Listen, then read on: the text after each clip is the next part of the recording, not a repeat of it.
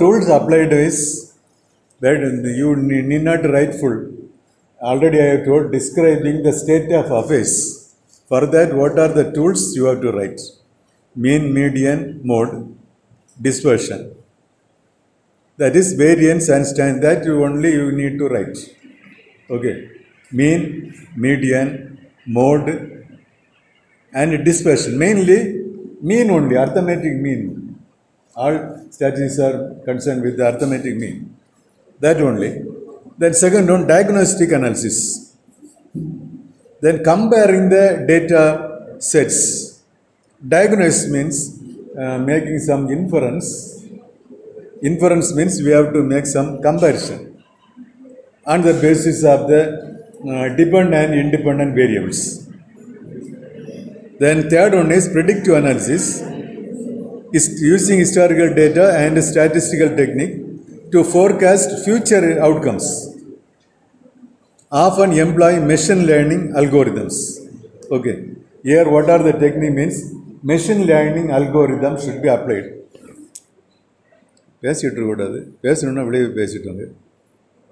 Okay. Let the others know, learn. Then the predictive means in the word itself, you have to write the heading. Description means describe the state of affairs. In the word itself, meaning is there. Diagnostic means find out the cause of some matter. Diagnose. Just like a medical doctor, he has to, when we are going for headache and all, he has to diagnose what is the cause of the headache. Maybe so many reasons that he has to identify. Like that only, there may be some problem in your study area. And for the problem, how the problem happened and what are the reasons for that? For that, we have to diagnose it. Okay. Then predictive statement means, predictive itself is telling that prediction of future. அதனால் நீங்கள் இதெல்லாம் ஒரு advantage என்னென்னா இந்த commerce மேனேஜ்மெண்ட்டில் இந்த ஹெட்டிங்ஸை மாத்திரம் படித்தாலே explain பண்ணிக்கலாம். அதான் sir. Prediction means anybody can know that prediction about the future only. Right? Forecasting the future. This is through the machine learning technique, and manually also we can apply some tools. Then second one is prescriptive analysis. Beyond prediction by suggesting action to benefit from the prediction. That is prescriptive analysis. Prescriptive analysis is related to prediction, and prediction what will be happening, and for some addition we have to make that what we can do to solve the matter. அதான் வருது என்ன அந்த மேட்டரை solve பண்ணுறது நம்ம what we can do.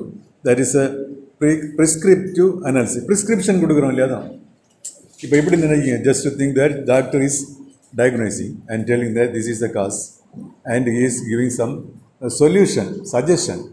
Like that in our research also, humanitarian research, that we have to give some suggestion to rectify the problems available. This can be done through the machine learning technique and artificial intelligence technique. Then qualitative analysis. Qualitative, what is qualitative analysis? What is qualitative?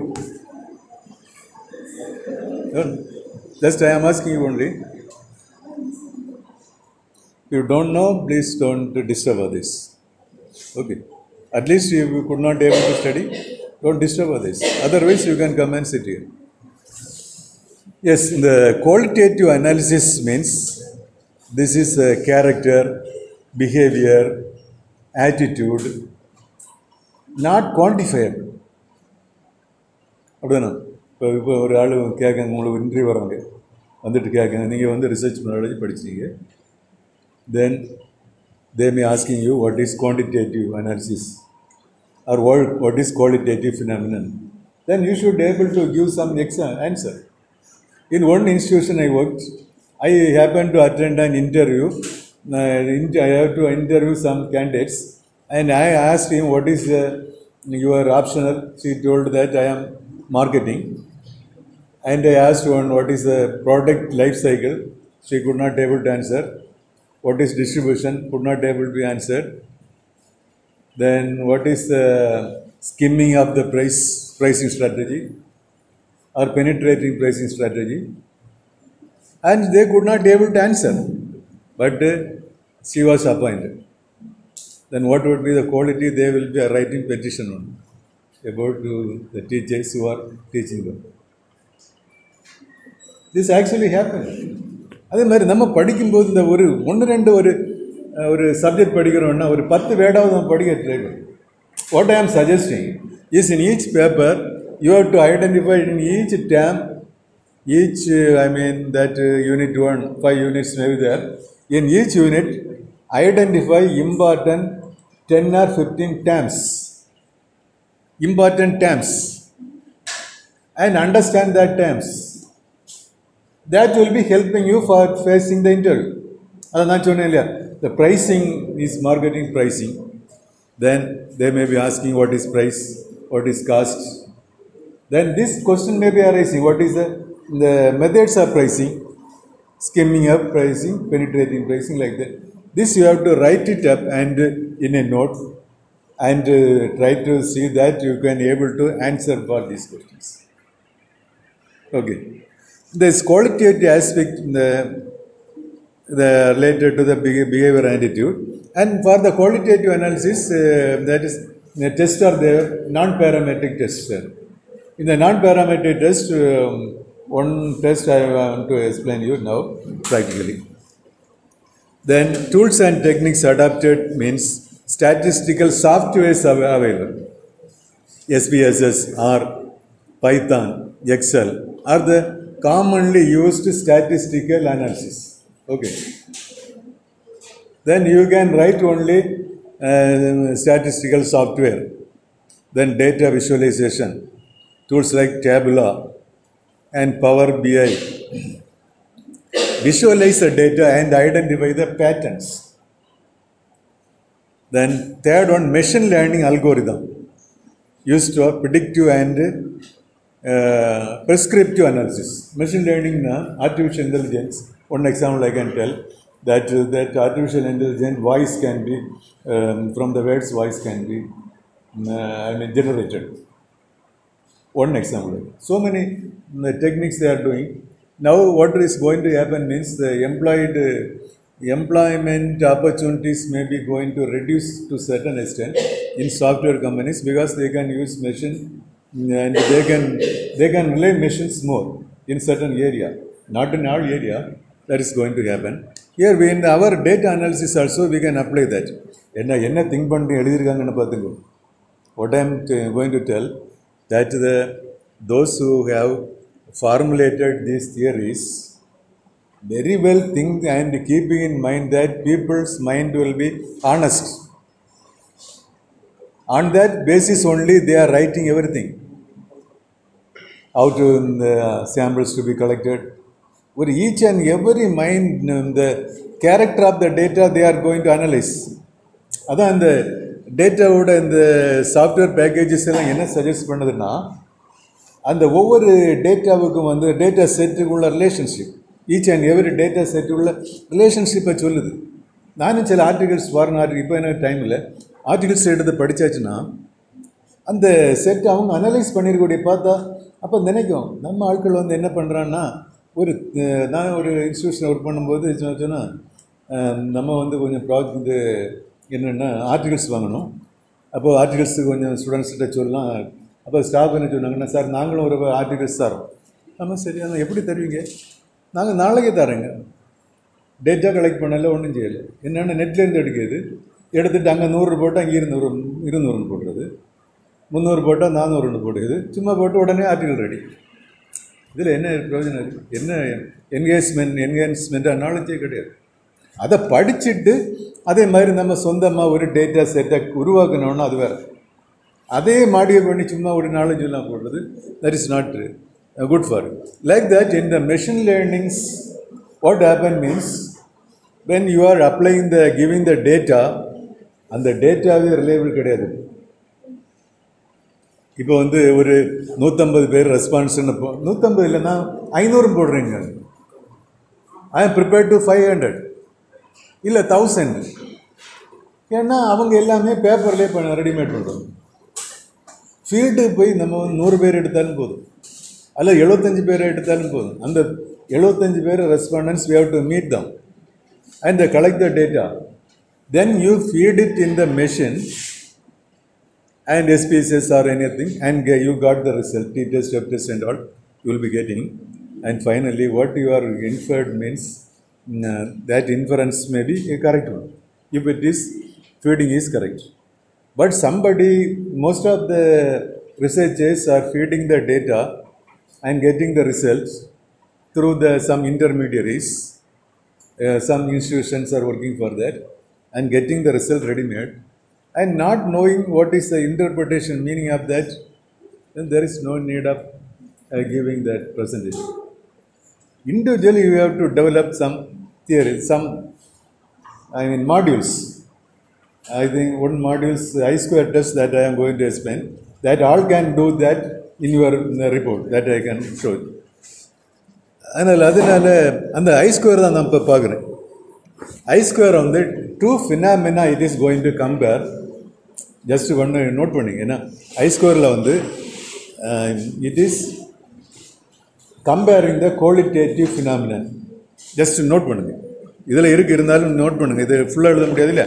I-square test next லைனில் எழுத வேண்டியது, it is comparing qualitative data of two or more sets. 2 or more sets.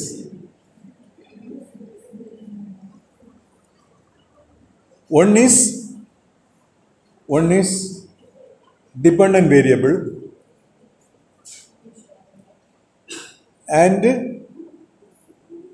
more than one variables are independent.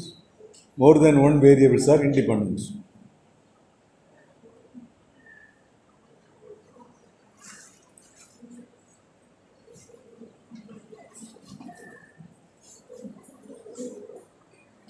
Okay, இப்போ உங்களுக்கு இதெல்லாம் படிக்கணும்னா என்னோட YouTube சேனலில் போனீங்கன்னா எல்லா மேட்டரும் இருக்குது. ஆனால் பேசிக் ஒரு ஐடியா நமக்கு தெரியாமல் நம்ம போக முடியாது. ஆனால் அது எக்ஸ்பிளைன் பண்ணி கொடுக்குது. That will give you is some explanation. நான் முதல்ல போட்டேன், உங்களுக்கு லாஸ்ட்டில் சொல்லணும். MWN.com MWN.com. சரி, ஓகே, நீங்கள் அதை பாருங்கள். எத்தனை வீடியோஸ் இருக்குன்னால பார்த்துக்கு. நான் எனக்கு எதுக்கு சொல்ல வரேன்னா, இந்த மேட்டர்லாம் அதில் கிடக்கு. ஆனாலும் ஒரு கைடன்ஸ் இது கொடுத்தேன்னா அந்த கைடன்ஸை பேஸ் பண்ணி முன்னால் உட்காந்து பாருங்க, கை எங்கே மேலே வச்சுட்டு கிளாஸில் ஒழுங்காக இருக்கணும் எண்டு வரைக்கும். Otherwise you have to come here friend. அதுக்கப்புறம் கிளாஸ் ப்ரொசீட் பண்ணுவேன். புரிஞ்சா? Till end you be calm. Next இந்த அது எதை கம்பேர் பண்ண பார்த்துங்க, 2 ஃபேக்டரை கம்பேர் பண்ணும். ஒன்று வந்து இப்போ இதை சிம்பிளாக எடுத்துருக்கேன். என்னென்னா education and employment. Is there any relationship between, ஒரு ஹெட்டிங் போடுங்க, example one education and employment. சரியா? பேப்பரில் எழுது. ஹெட்டிங் வந்து education and employment. First one.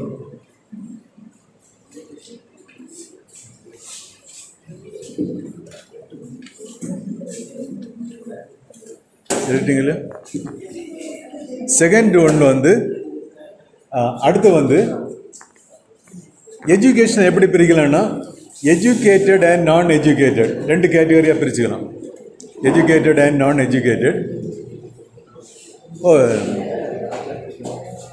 Non-educated means actually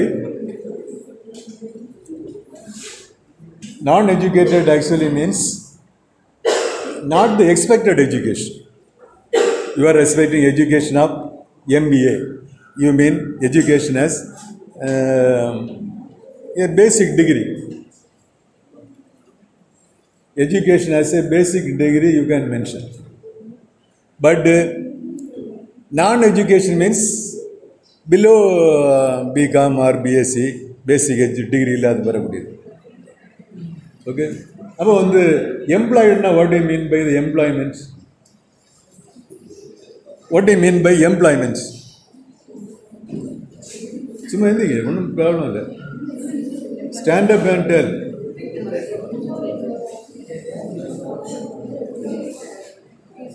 I think education I have classified. There is no, according to our study, we can conveniently classify education.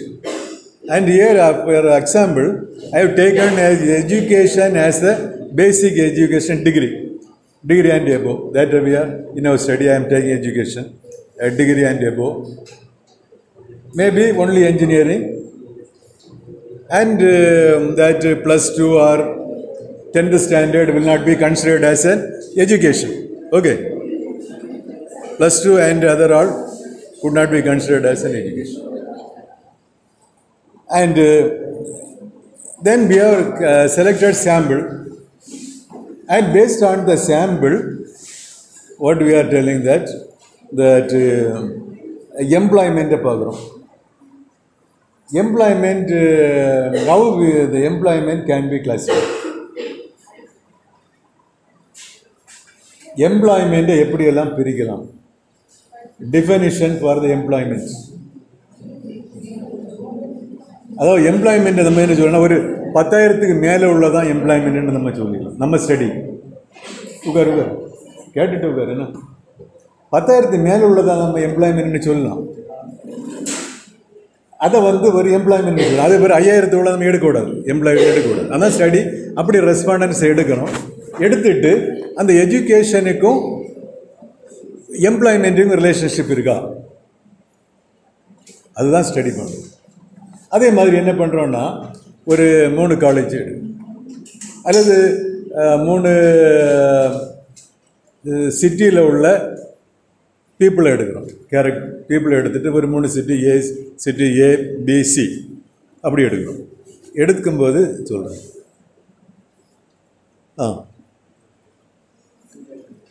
ABC 3 சிட்டியை எடுத்துட்டு அந்த 3 சிட்டிக்கு உள்ள income ஈக்குவலாக இருக்கா? அந்த இன்கத்தை எப்படி கிளாஸிஃபை பண்ணுறோம்னு சொன்னால், 10,000 to monthly income, 10,000 to 20,000, 20,000 to 30,000, 30,000 to 40,000 அப்படி வந்து கேட்டகரைஸ் பண்ணணும். அதான் இப்போ அவள்கிட்ட வந்து எக்ஸாம்பிள் கேட்டது வந்து அதான் கேட்டகரைஸ் பண்ணிக்கணும். அதே மாதிரி இப்போ இன்கத்தை எப்படி கேட்டகரைஸ் பண்ண சொல்லிட்டேன். சேவிங்ஸை எப்படி கேட்டகரைஸ் பண்ணிக்கலாம்? செகண்ட் ரோ சொல்லு. சேவிங்ஸை எப்படி கேட்டகரைஸ் பண்ணிக்கலாம்? Second row. How savings can be categorised. அடுத்த சொல்லு. எந்தி கொஸ்டின் கேட்ட எந்திக்கணும்.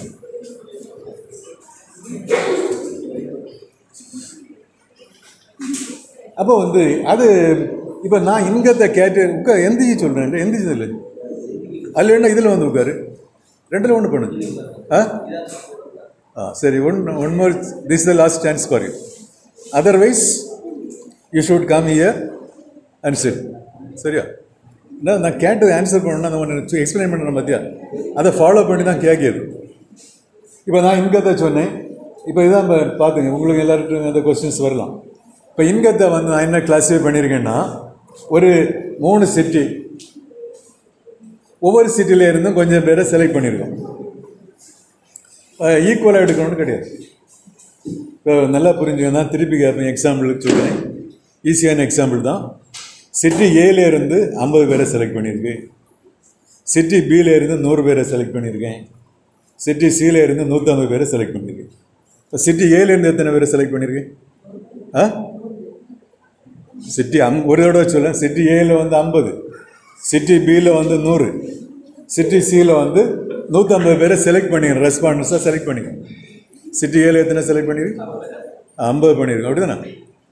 பியில் வந்து 100 பண்ணியிருக்கோம். சியில் வந்து 150 பண்ணியிருக்கோம். அப்போ இந்த இதில் வந்து இந்த இவங்களோட இன்கம் ஒரு சிட்டியில் இருந்து ரேண்டமாக எடுத்துருக்கோம்னு வச்சுங்க. ஓகே, அதில் 2-3 வில்லேஜஸாக இருக்கும். அப்போ நம்ம வந்து என்ன, இன்கத்தையும் அந்த சிட்டியில் உள்ள 3 சிட்டியில் இன்கம் ஈக்குவலாக இருக்கான்னு பார்க்க போகிறோம். சரியா? புரிஞ்சா? 3 சிட்டியில் ஈக்குவலாக இருக்கான்னு பார்க்க போகிறோம். அப்போது இன்கத்தை நான் எப்படி கிளாஸிஃபை பண்ணியிருக்கேன்னா பிலோ 20,000 மந்த்லி,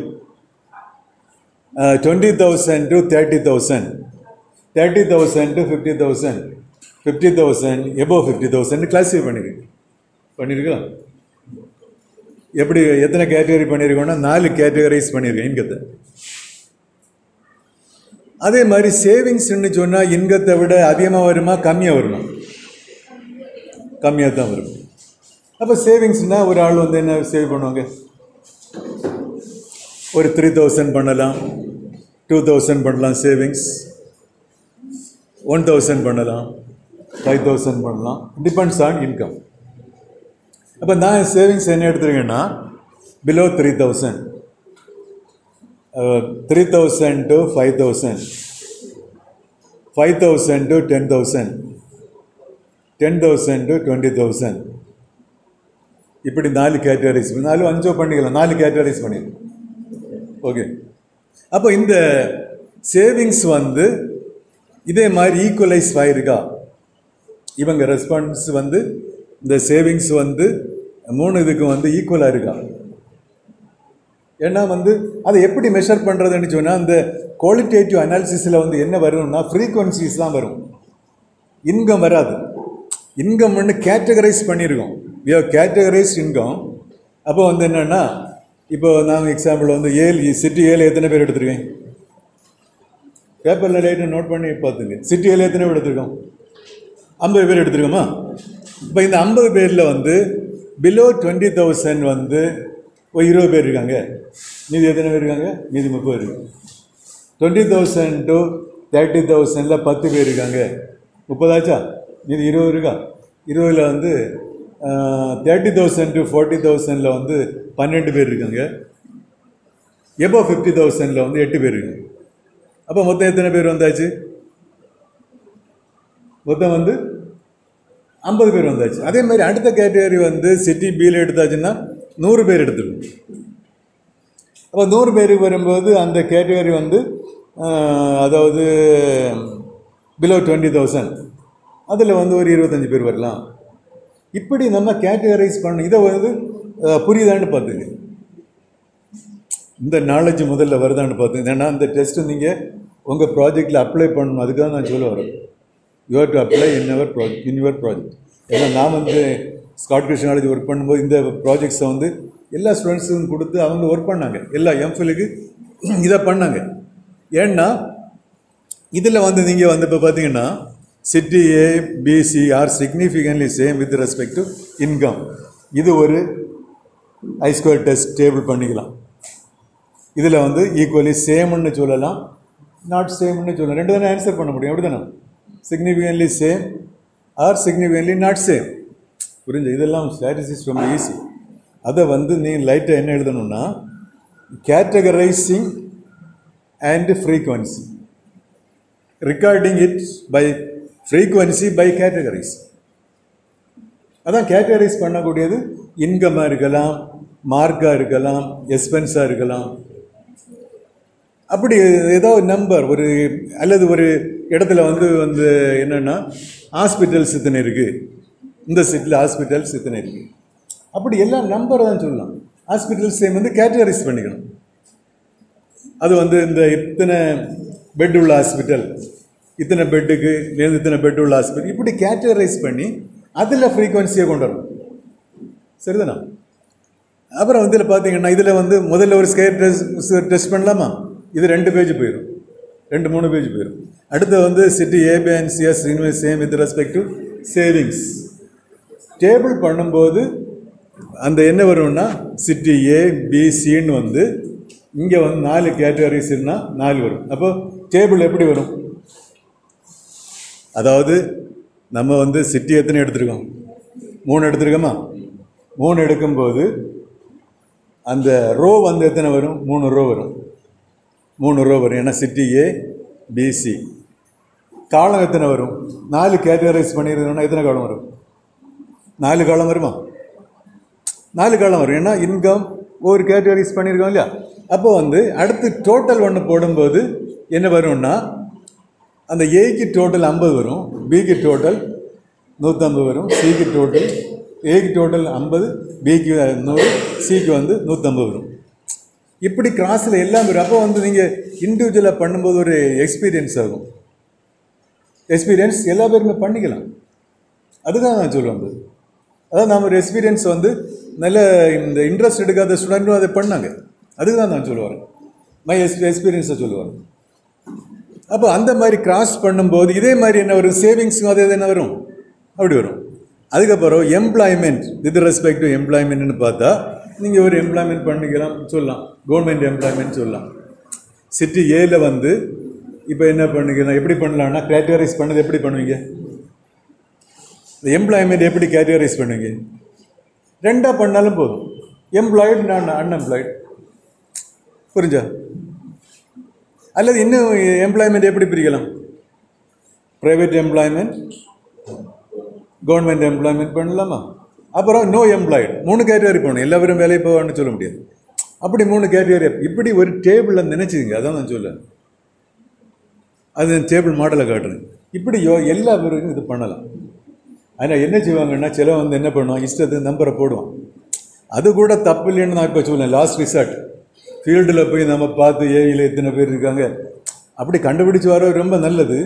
அதே மாதிரி இந்த மேனிப்புலேட் பண்ணி போட்டாலும் ஒரு மாடல் ப்ரெசென்ட் பண்ணுறதும் ஒரு மாடலாக ப்ரெசென்ட் பண்ணுறதும் தப்பு கிடையாது. நீங்கள் அதை யோசித்து போடணும். இப்படி போட்டுட்டு இந்த ஐஸ்கொயர் டெஸ்ட்னு சொல்லி ஐஸ்கொயர் டெஸ்ட் கேல்குலேட்டர்னு சொல்லி ஒன்று போடுங்க.